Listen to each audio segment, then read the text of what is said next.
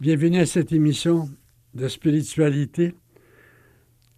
Demain, je parle ici du 1er février, c'est la fête de la présentation de Jésus au temple. Cette histoire nous concerne au plus haut point. Vous allez peut-être vous demander comment et pourquoi. Cette histoire concerne d'une façon toute particulière. Je dirais, la vedette de cette histoire, c'est un vieillard, Siméon. Alors, je reprends le récit dans Luc chapitre 2, versets 1 et suivant. Quand vint le jour où, suivant la loi de Moïse, la femme devait être purifiée parce que c'était dans le Lévitique, 40 jours après la naissance de l'enfant, la femme se présentait à un prêtre. Il faisait une prière sur elle. Et quand c'était un premier-né, elle offrait une colombe, un oiseau ou un agneau, dépendamment de la richesse de la famille. C'est que le premier-né appartenait à Dieu. Mais on le rachetait en quelque sorte en offrant au prêtre un oiseau ou un animal. Alors, Marie, 40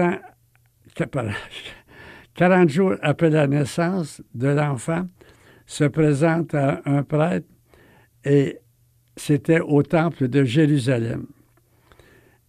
Elle venait pour être purifiée. C'est pour nous un peu étonnant, mais dans le temps. Pour être purifiée et pour pouvoir racheter l'enfant qui appartenait à Dieu, c'était son premier-né. Bon, alors je vous fais grâce des détails du Lévitique à ce sujet. C'est pour nous tout à fait incompréhensible. Mais la suite. Or, il y avait à Jérusalem un homme du nom de Siméon. Cet homme était juste et pieux. Il attendait la consolation d'Israël et l'Esprit Saint était sur lui. Il lui avait été révélé par l'Esprit Saint qu'il ne verrait pas la mort avant d'avoir vu le Christ du Seigneur.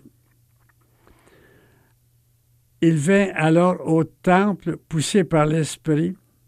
Ce n'était pas son temps de venir au temple, mais poussé par l'Esprit, le voici au temple.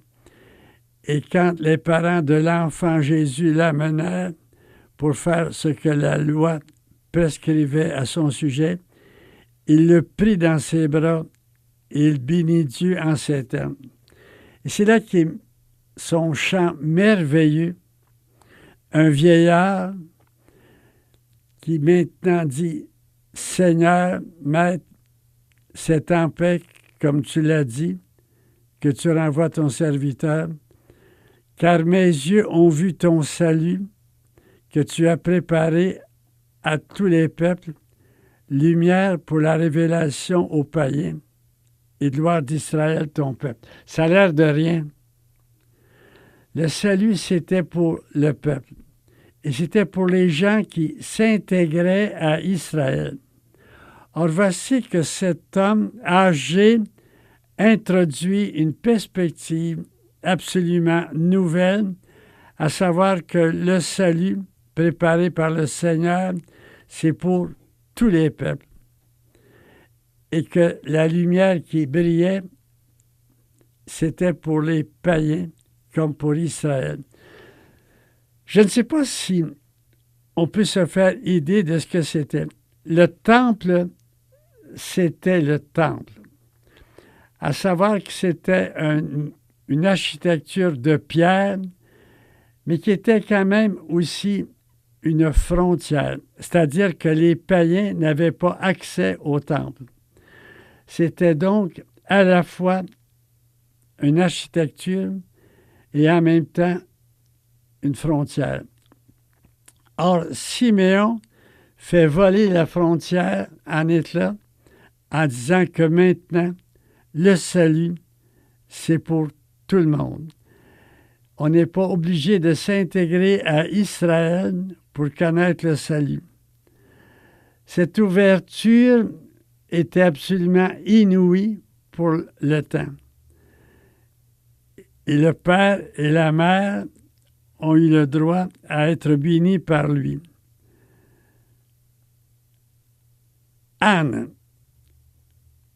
qui était une personne âgée, a entendu parler le vieillard Siméon. Et elle s'est jointe au vieillard pour célébrer l'extraordinaire ouverture du monde. Alors, je vous donne un mot de cette femme qui était âgée, un CV parfait. Je ne sais pas si ça vous donne la mesure de cette émission que je voudrais consacrer aux aînés pour dire comment ils ont une vocation toute particulière. Alors, une prophétesse Anne, une femme à la feuille de route impressionnante. Voici sa feuille de route. Vocation, prophétisse. Âge, 84 ans. Statut, veuve depuis plus de 60 ans. Activité, participation au culte du temple, jour et nuit par des jeûnes et des prières. Témoin des paroles de Siméon, elle se met à louer Dieu et à parler de l'enfant à tous ceux qui attendent la libération de Jérusalem. Cette rencontre de deux aînés, Siméon et Anne, ça a été orchestré par l'Esprit Saint. Alors, quand les parents ont accompli ce qui était prescrit par la loi du Seigneur, ils sont retournés à Galilée, à leur ville Nazareth. Bon, ce que je suis en train de vous dire, c'est quelque chose qui, à mon avis, est assez extraordinaire. Mais avant de passer à l'application aujourd'hui, il faut que je continue le récit donné par Luc. Le père et la mère étaient là, mais Siméon va dire quelque chose de spécial à la mère. Le père et la mère de l'enfant étaient étonnés, stupéfaits de ce qu'on disait de lui. Siméon les bénit et dit à Marie, sa mère, « Cet enfant, il est là pour la chute ou le relèvement de beaucoup en Israël, et pour être un signe contesté. Toi-même, un glaive te transpercera l'âme, ainsi seront dévoilés les débats de bien des cœurs. » Il s'adresse à Marie, parce que quand Jésus va commencer sa vie publique, Joseph sera mort. Alors, c'est à Marie qu'il s'adresse. Il dit, cet enfant-là, il ne laissera personne d'indifférent. On sera pour, on sera contre, il ne laissera personne d'indifférent. Et toi-même, tu seras très déchiré comme juive entre des gens qui sont pour et des gens qui sont contre. Alors, il parlait d'un glaive. Qu'est-ce que ce récit peut vouloir dire aujourd'hui? C'est ici que, avec, je dirais, un peu d'étonnement, de surprise, de voir que ce récit est d'une actualité extraordinaire. Siméon et Anne, moi là, si j'étais pape, mes chances sont assez minces maintenant, je les déclarais patrons des personnes âgées. Ils ont une ouverture extraordinaire, incroyable, qui vient comme balayer la fermeture d'Israël. Souvent, on a comme l'impression que les aînés sont comme un peu renfermés sur eux-mêmes, leur univers se rétrécit, tout ce qui les intéresse, c'est les enfants, les petits-enfants, leurs pantoufles. Il me semble que Siméon et Anne viennent briser cette image qui est à la fois juste et à la fois peu inspirante des aînés. Est-ce que nous, les aînés, je me mets dans la cohorte, est-ce que nous, les aînés, nous ne sommes pas un peu fatigués de nos univers rétrécis, pour ne pas dire finalement ennuyants?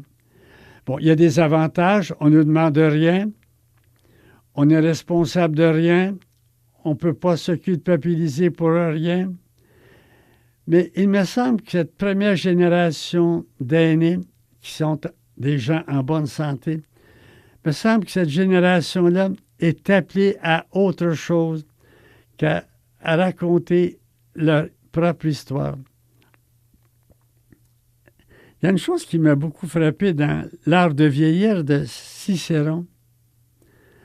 Cicéron disait « Je ne vais pas parler de moi, bien que ce soit une tentation propre aux vieillards, mais on leur pardonne en général cette tentation. » En d'autres mots, Cicéron croyait que une des caractéristiques des vieillards, c'était de parler d'eux-mêmes. C'est pas faux que des fois, il m'arrive de prendre un repas pour fêter un aîné. Je suis toujours étonné de voir comment ils ont une facilité de parler d'eux-mêmes. Je me rappelle, entre autres, d'une parente, elle avait 80 ans. Ses enfants ne pouvaient pas venir, ils étaient très loin. Alors, je l'amène à un bon restaurant. De temps en temps, je me laisse aller. Pendant 2 heures, elle ne parlait, cette parente, que d'elle-même. Et à la fin, elle m'a dit « Merci, tu es très intéressant. » J'ai fait la même expérience plusieurs fois. Je ne dis pas que c'est propre aux aînés, mais il me semble que les aînés ont peut-être un penchant tout à fait particulier de parler d'eux-mêmes.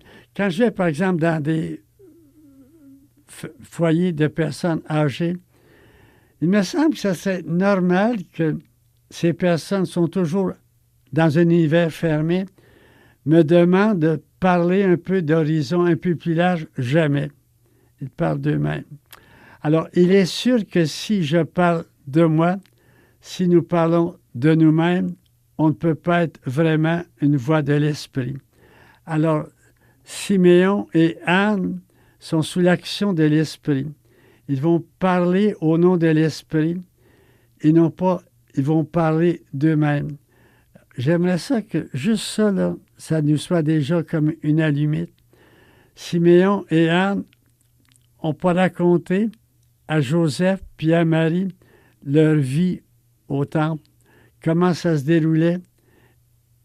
Ils ont au contraire laissé la voie libre à l'Esprit Saint pour s'exprimer à travers eux.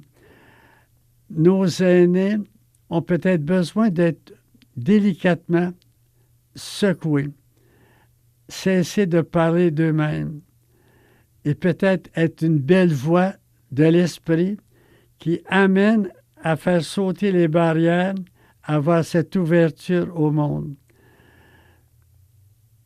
On va prendre un petit moment, si vous voulez, pour se poser la question, comme aîné, est-ce que je parle de moi?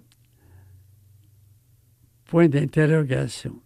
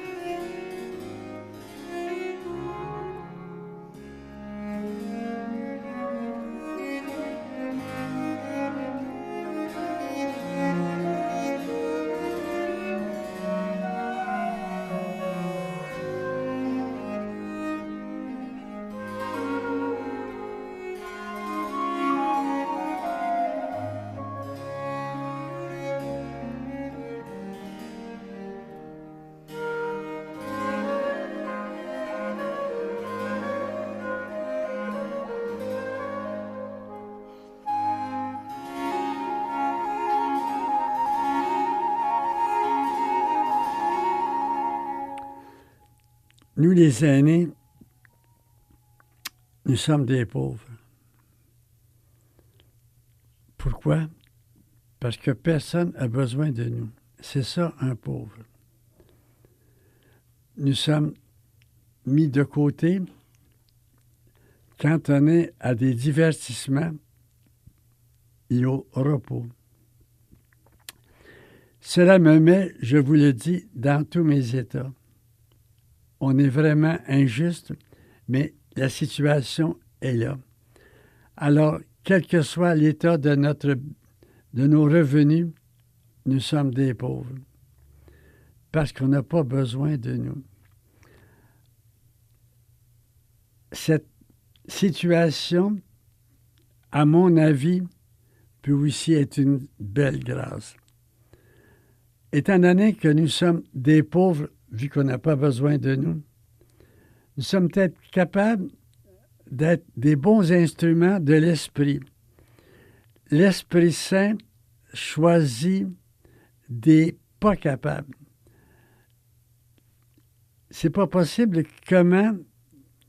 C'est pour moi une conviction profonde que au moment où j'accepte d'être pauvre, que j'accepte qu'on n'ait pas besoin de moi, que je sois un vrai pauvre. Je pourrais envier les riches, je pourrais être nostalgique du temps où on avait besoin de moi. Ça, c'est pas les vrais pauvres que l'Esprit va choisir. Des pauvres qui ne sont pas envieux, qui ne sont pas nostalgiques, qui acceptent leurs conditions, qui leur est comme imposé. On n'a pas besoin de moi. Comme les handicapés, par exemple. On n'a pas besoin d'eux. Et c'est pas possible comment, à travers eux, l'Esprit Saint dit des choses extraordinaires. J'étais une fois à Trollibreuil, en France, chez Jean Vanier, et il m'avait cantonné dans le pavillon La Forestière pour les handicapés profonds. Alors, on fait une célébration avec les handicapés profonds. Je mets la Bible dans la main d'une femme handicapée profonde. Elle était dans les bras d'une assistante. J'ai dit, on va attendre qu'elle ouvre la Bible, puis on fera un commentaire avec ce qui sera là. Ça a pris un peu de temps. Puis elle ouvre la Bible, c'était le psaume 49. Ma bouche murmure des paroles de sagesse. C'est extraordinaire. On l'entendait dire seulement que ça. C'est tout ce qu'elle pouvait faire comme communication. Et elle ouvre, ma bouche murmure des paroles de sagesse. Il y a une sagesse dans les handicapés qui est extraordinaire. Le Père Thomas qui a fondé l'Arche avec Jean Vanier, le Père Thomas était un dominicain d'une réputation internationale quant à la philosophie et à la théologie. Or, il me disait, c'est avec ces handicapés que j'ai tout appris. L'Esprit passe à travers les enfants, à travers les handicapés, avec les pauvres, mais les vrais pauvres, c'est-à-dire ceux qui sont comme cantonnés à être moins que rien au niveau de la société. Alors, nous les aînés, quelle que soit notre réussite professionnelle ou autre, on n'a pas besoin de nous. On est juste bon pour les divertissements et le repos. Nous sommes dans l'arrière-cour du vrai monde. Comment moi j'accueille cela? On essaie toujours de se donner de l'importance, ne serait-ce qu'en tricotant des mitaines pour les petits-enfants dont ils n'ont pas besoin. Est-ce que je suis capable d'accepter ça? Puis moi-même, là, je me pose la question, je fais des émissions à la radio, j'ai des émissions à la télé communautaire, il m'arrive de publier des textes dans des journaux. Est-ce qu'au fond, je m'accueille dans ma pauvreté ou si j'essaie, tant bien que mal, de me donner encore une importance? Bon, je me pose souvent la question. Je continue. Nous, les aînés, nous sommes des pauvres. On n'a pas besoin de nous. Si nous pouvions nous accepter là, dans notre condition, en fait, dans la condition dans laquelle on nous met. C'est pas possible comment l'Esprit Saint ferait des merveilles à travers nous. Encore faut-il que nous cessions, j'insiste, de parler de nous donner de l'importance, que nous acceptions d'écouter, que nous acceptions notre rôle qui est devenu comme insignifiant. Mon frère, ma soeur qui m'écoute, là, si tu savais, je te tutoie, si tu savais la grâce que l'Esprit Saint te réserve, c'est pas possible comment ça serait le plus beau temps, la plus belle saison de toute ta vie. Ce que je te recommande, là, c'est de faire de l'harcèlement à l'Esprit Saint pour que dans la journée qui vient, sous sa motion, son inspiration, tu aies un mot, un geste qui peut jusqu'à sauver du monde. C'est pas possible comment ma foi dans l'Esprit Saint prend, je dirais, une tournure quasiment agressive. Je lui laisse pas le choix. En lui rappelant le mot de Paul, Dieu choisit ce qu'il y a de pauvre, ce qu'il y a de faible. Eh bien, maintenant, j'ai le physique de l'emploi. Dieu choisit ce qu'il y a de pauvre, ce qu'il y a de faible, ce qui est vil, ce qui est moins que rien, pour confondre le monde de son orgueil. Alors, Esprit Saint, je suis arrivé à vraiment entrer dans ces critères de Dieu. Je veux maintenant me mettre sous ta motion et je veux, avec beaucoup d'humilité, être ta parole. C'est pas possible comment l'Esprit Saint ferait des merveilles en nous, par nous, grâce à nous, les aînés, si nous pouvions avoir cette foi, cette confiance en l'Esprit Saint. Que dire aujourd'hui? Qu'en dire aujourd'hui? Par exemple, tu as un de tes petits-enfants là, qui te met dans tous les états. Il fréquente une fille, ou ça peut être au contraire, qui n'ont pas d'allure. Comment lui dire cela? À quel moment lui dire cela? Si tu lui disais, me permets-tu un petit commentaire sur tes amours? Je trouve que c'est assez à haut risque. Si tu lui dis ça, alors qu'un de ses chums a dit cela, t'es génial. Quoi dire et comment dire? Ça ne peut être que l'œuvre de l'Esprit Saint. Mais c'est pas possible comment Dieu veut justement me donner l'Esprit Saint. Il se sert de ce qui est vil, de ce qui est pauvre. On donne souvent des exemples, c'est toujours un peu les mêmes. Le curé d'Ars, le frère André et combien d'autres. C'est une constance. Puis on voit ça, entre autres, dans les choix que Marie fait pour ses apparitions. À Lourdes, à Fatima, à Medjugorje, c'est toujours à des enfants, à la Salette, et des enfants qui sont souvent sans aucune culture. Bernadette ne savait même pas le français. Hein? Elle était une Soubirou, juste Soubirou, là, à Lourdes. C'était des moins que rien. Par pitié, on l'avait réservé comme habitat une ancienne prison. On peut la voir encore. Les choix de Marie en disent long. Pour porter ses messages au monde entier, elle prend ce qui est vil, ce qui n'a aucune valeur. On pense aux enfants de Fatima. Ils étaient incapables de lire et d'écrire. Soit dit en passant, à la dernière apparition, Marie leur avait demandé d'aller à l'école. François savait, par révélation, qu'il était pour mourir jeune. Il a boudé la demande de Marie. Il s'est mis plutôt à aller dans l'Église. Je ne sais pas si on peut trouver que ça n'a pas de bon sens. Puis quand Marie apparaît, comme à Lourdes, c'est un endroit où l'on gardait les cochons, imaginez. Tu sais, ce qu'il y a de pire, là. Et ces choix-là sont incompréhensibles pour la raison. Mais c'est les choix de Marie, et quand on voit les résultats, on peut qu'en être ébloui de voir ce qui est arrivé avec Lourdes, avec Fatima, avec Medjugorje. Moi, je ne comprends rien.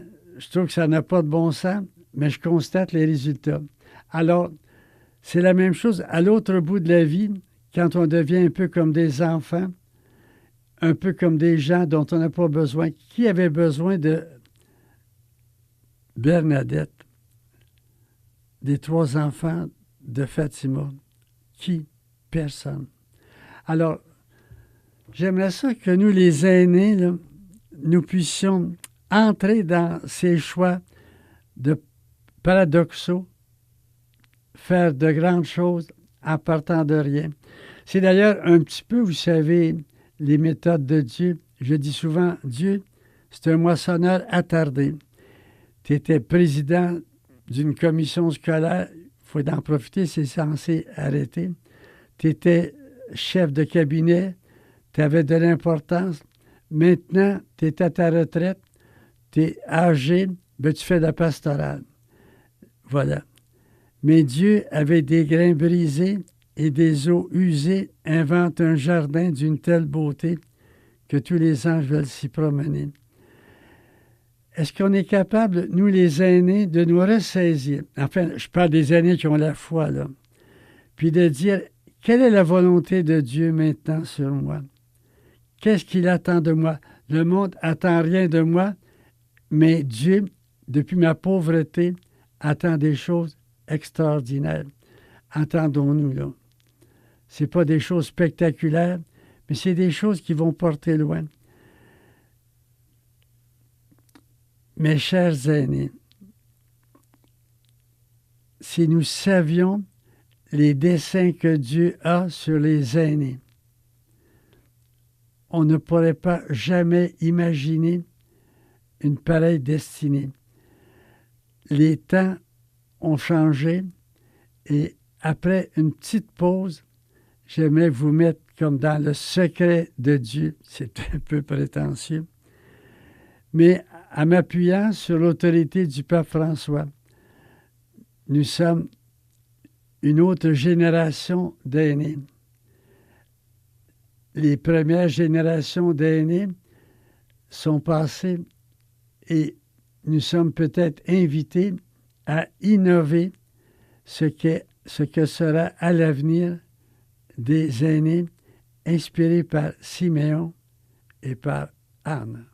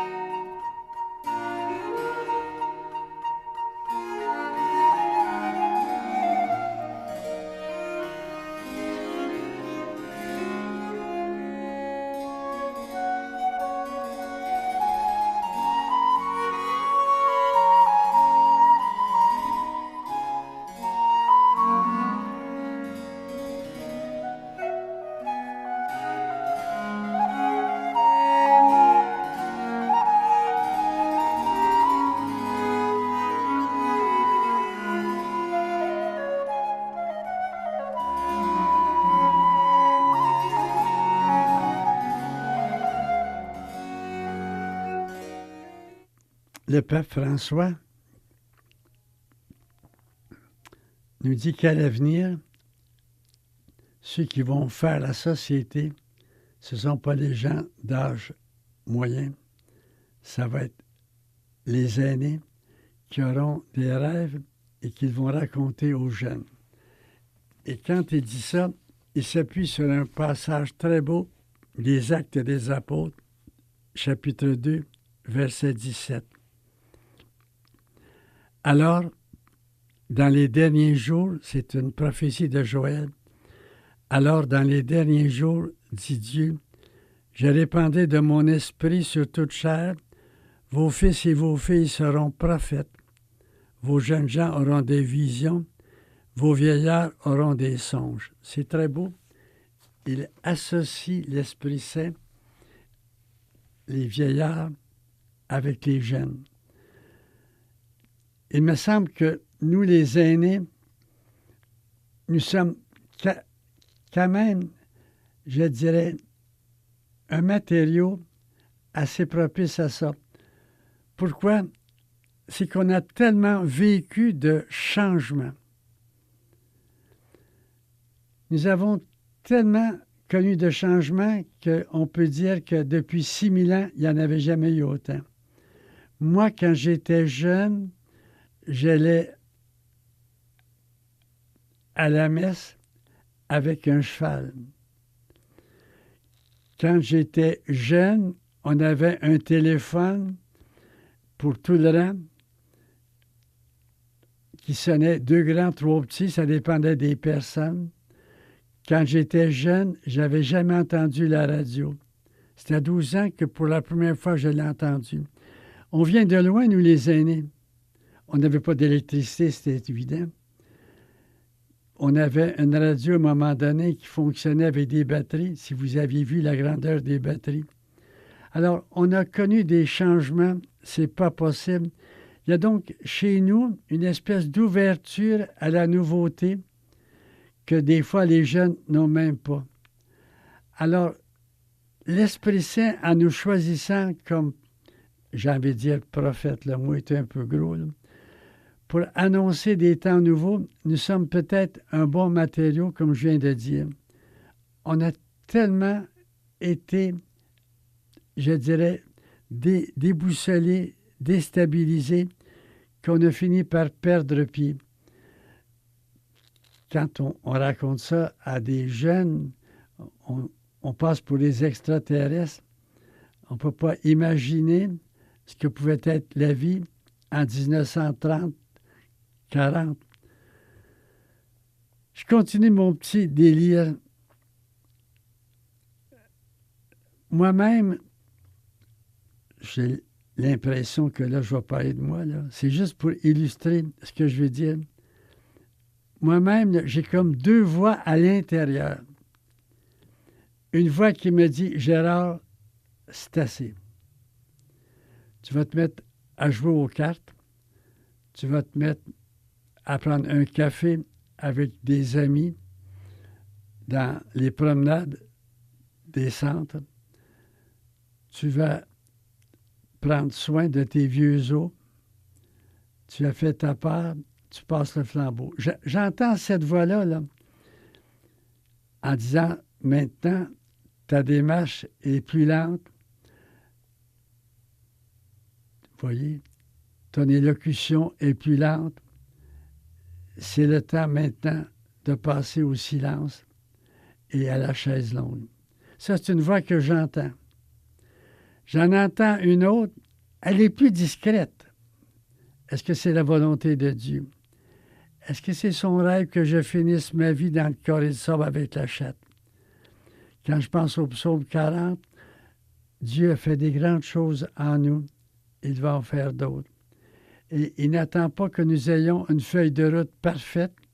Il va prendre plutôt s'il y a des choix, puis il en a, ce qu'il y a de plus pauvre. Je dis souvent, Dieu, il ne choisit pas des gens capables, mais il rend capables ceux qu'il choisit. Et je suis toujours un peu étonné de voir que cette deuxième voie, quand j'ai le courage de la suivre, m'amène à faire des choses pas si pires, à dire des paroles qui sont quand même un peu sensées. Je suis étonné. Alors, ces deux voix que j'entends, tout le monde les entend. De temps en temps, on entend une voix qui nous met un peu devant des défis à relever. Puis une autre voix qui nous laisse aller à notre pente. On peut suivre la pente qui descend ou la remonter. Attention, là. Si moi j'entends la voix qui me stimule à aller de l'avant, à remonter ma pente, à faire des belles choses, je vous en supplie que ce ne soit jamais pour notre gloire. C'est de dire, Seigneur, là, tu vois l'état du Québec, l'état spirituel du Québec. Bon, c'est difficile de poser un jugement, c'est tellement des choses, c'est tellement un environnement nouveau.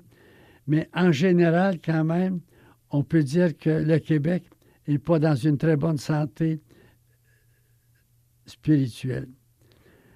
Et alors, vas-tu, Seigneur, laisser aller cette chose, que ton nom soit sanctifié, que ton règne vienne. Puis là, je me retourne vers l'Esprit Saint en disant, ça, là, c'est ta mission, d'inspirer l'Église qui a pris un coup de vieux, de l'inspirer pour qu'elle puisse se redresser et apporter au monde une parole neuve. Siméon et Anne ont apporté au temple une parole révolutionnaire. Quand j'entends le pape François à la Journée mondiale de la jeunesse dire aux jeunes, soyez révolutionnaires, c'est quand même quelque chose que j'entends aussi pour mon âge. Alors, est-ce que nous sommes capables d'avoir cette humilité, cette humble perspective? C'est pas pour nous, Seigneur, mais c'est pour ta gloire, c'est pour que ton nom soit sanctifié, et à travers ça, pour que tes enfants soient heureux d'être tes enfants.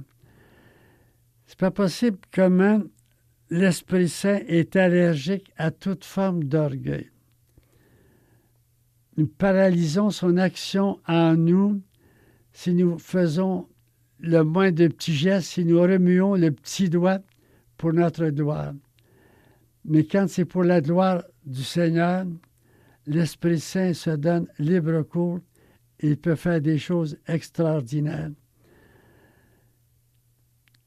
Notre Église, il faut bien le dire, est maintenant une Église de vieillards.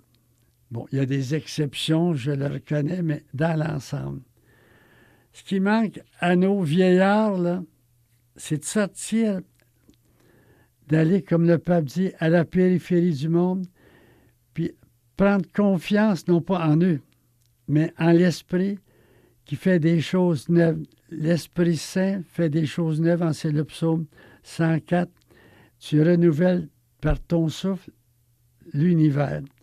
L'Esprit Saint fait des choses neuves et nous sommes appelés, nous, à apporter du neuf comme Siméon, comme Anne. Notre communauté âgée peut être un immense chantier de nouveautés. Mais je me demande si je ne suis pas en train de rêver en plein jour.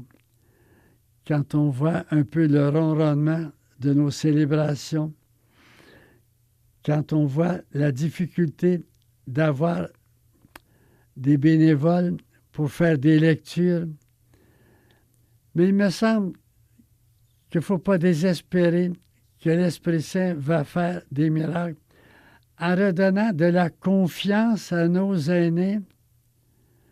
C'est pas parce qu'on est bon à rien qu'on est bon à rien. Nous sommes des candidats de choix de l'Esprit. J'aimerais donc que nous puissions ne pas nous coller ou nous faire coller un label au front en attendant le cimetière, se mettre dans des cimetières dorés, à l'abri de toute critique. Nous sommes appelés, frères et sœurs, par l'Esprit Saint au grand large. Nous sommes appelés à être une nouvelle génération d'aînés. Alors, quand je vois mon Église faite de personnes âgées, un peu somnolentes, on a donc besoin de retrouver le souffle de l'Esprit en disant, est-ce que c'est ça que l'Esprit attend de nous? Que nous mourions à petit feu, comme dans le temps, on chauffait à petit feu, hein? On mourait le feu mourait à petit feu. C'est une expression bizarre. On faisait des attisées incroyables le soir et le matin, il fallait dégeler les tuyaux. Est-ce que c'est ça que l'Esprit Saint attend de nous? Nous sommes des femmes et des hommes de foi. La question reste, est-ce que c'est ça que l'Esprit Saint attend de nous? Est-ce que c'est son rêve sur nous? Que nous puissions être des personnes qui passent la fin de leur vie à mourir lentement? Ou est-ce qu'il n'y a pas des exemples bibliques? Sarah là, était presque centenaire quand elle a conçu un enfant. Élisabeth, c'est sûr que nous sommes appelés à léguer à nos enfants un héritage immatériel qui s'appelle une fécondité morale. Une fécondité morale. Chers aînés, nous sommes appelés non pas une fécondité physique, psychique, mais morale. Cette fécondité morale, c'est une fécondité qui, à mon avis, est le plus bel héritage que nous puissions faire. De voir que grand-père, que grand-mère, habités par l'Esprit, avaient une parole qui donnait de la vie, une parole qui donnait du sens à la vie, une parole qui donnait du goût à la vie. C'est ça que j'appelle une fécondité morale. Quand le corps lâche, quand l'esprit est un peu défaillant, quand on n'avait pas beaucoup de raisons de vivre, la fécondité morale, c'est de dire à qui veut l'entendre que la vie est belle, qu'on a du goût à vivre, même si on est diminué. Pour moi, ça serait le plus bel héritage que nous puissions faire, que nous puissions léguer, à savoir que se donner des défis avec des yeux pétillants. Et ce défi, c'est de trouver la vie belle et de pouvoir communiquer aux nôtres ce goût de la vie, alors que la vie paraît nous lâcher, de retrouver, sous l'action de l'Esprit qui fait toutes choses neuves, des grands-parents qui, quand on les voit, quand on les entend, quand on les écoute, nous donnent le goût de la vie.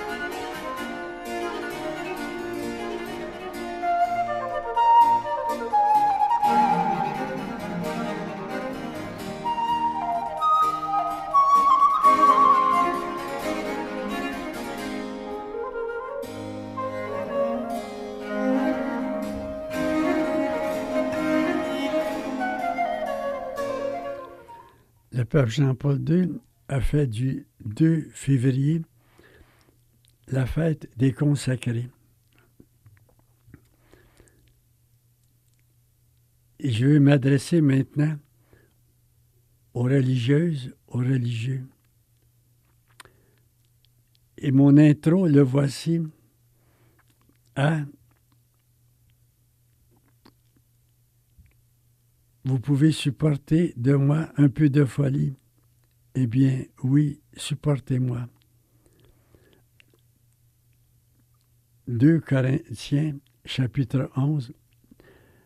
Je vais vous dire, à vous les religieuses et les religieux, je vais vous dire une folie. Mais supportez-moi. Et le texte dit, je vous ai fiancé à un époux unique pour vous présenter au Christ comme une vierge pure. Supportez-moi. Le plus beau est devant vous. Vous avez fait des choses merveilleuses. Vous avez bâti des écoles, des hôpitaux. Vous avez été dans les services sociaux de tout ordre. Le Québec ne serait pas ce qu'il est sans vous. Vous étiez une cohorte disponible, intelligente, disciplinée. Vous avez fait des choses extraordinaires. Mais le plus beau est encore à venir. Supportez-moi. Endurez-moi. Je suis persuadé, mes sœurs, mes frères, que le plus beau est devant vous. Que vous pouvez apporter au monde encore plus que vous n'avez jamais apporté.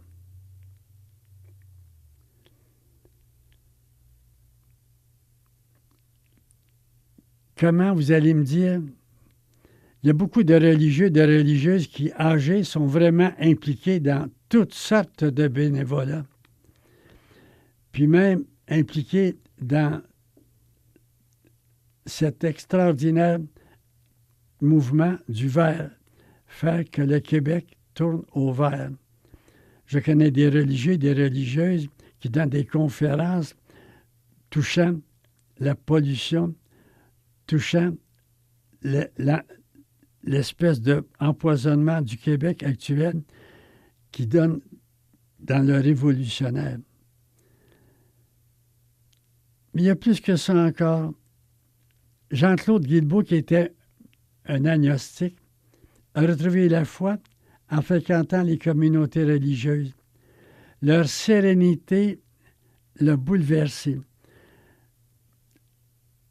Quand on va dans des communautés religieuses de femmes, d'hommes de 60 ans, 70 ans, 80 ans, jusqu'à 100 ans, on est étonné de leur sérénité. Juste ça, là, c'est apporter au monde morose une extraordinaire leçon.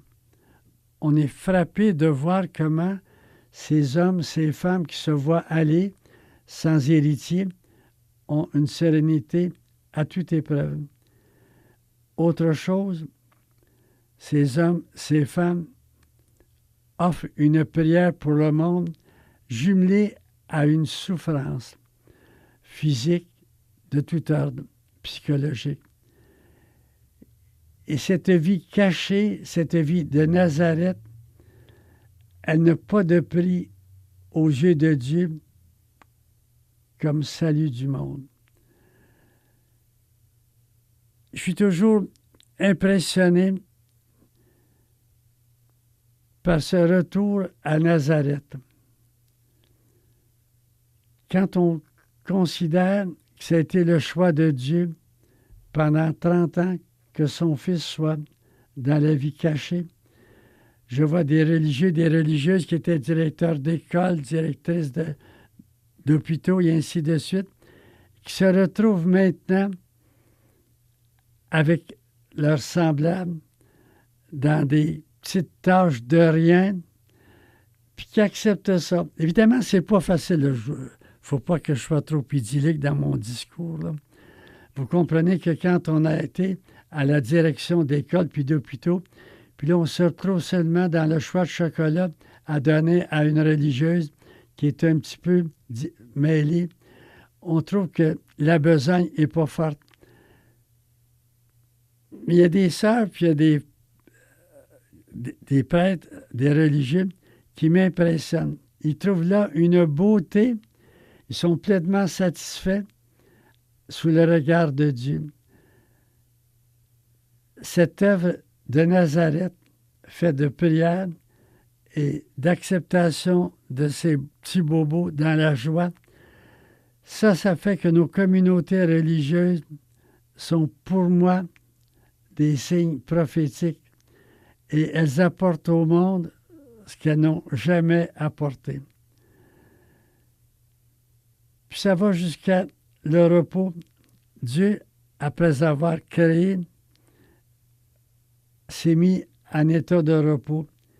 Et de penser que même le repos des sœurs âgées, c'est à l'image de Dieu. Même quand elles se reposent, elles sont à l'image de Dieu. Je trouve ça tellement beau d'achever la boucle ainsi. Moi-même, je participe un petit peu à cette expérience de la boucle où l'on revient.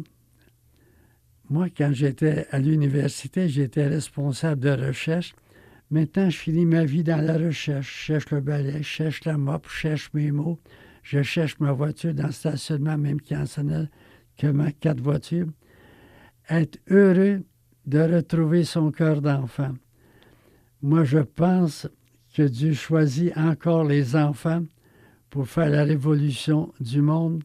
Et quand on arrive un peu âgé, on retrouve un peu son cœur d'enfant, fait de simplicité, fait un peu de naïveté, mais c'est à travers l'acceptation de cette condition que l'on considère que le plus beau de nos communautés religieuses est à venir.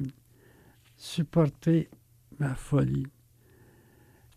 Et je termine avec le psaume 71. Seigneur, là, j'ai les cheveux blancs, malgré ma vieillesse et mes cheveux blancs. Ne m'abandonne pas, que je puisse proclamer les œuvres de ton bras à cette génération, ta vaillance à tous ceux qui viendront. Seigneur, j'ai pris de l'âge, j'étais enseignant. Seigneur, ne m'abandonne pas. Donne-moi ton esprit pour que je puisse enseigner encore à la jeune génération, à ceux qui vont naître, à ceux qui grandissent, que je puisse dire tes hauts faits. Cette prière du psaume 71, c'est pour moi la prière des aînés. À savoir que les cheveux blancs ne sont pas uniquement le signe d'une espèce de vieillissement, mais aussi de sagesse. Seigneur, ne m'abandonne pas, que je puisse proclamer les œuvres de ton bras à cette génération, ta vaillance à tous ceux qui viendront. Jésus mêle ça avec le psaume 92, Même âgé, il fructifie encore, plein de sève et de verdeur. Mes sœurs, mes frères, religieux, religieuses, en ce 2 février qui vous est destiné, je vous bénis. Au nom du Père et du Fils et du Saint-Esprit. Amen. En vous demandant une faveur de prier pour moi, pour que je puisse dire un peu moins de bêtises et quelques mots de sagesse. Priez pour moi. Merci. Et je remercie Claude Saint-Pierre pour son beau service technique. Au revoir, à la semaine prochaine. Ici Gérard Marier.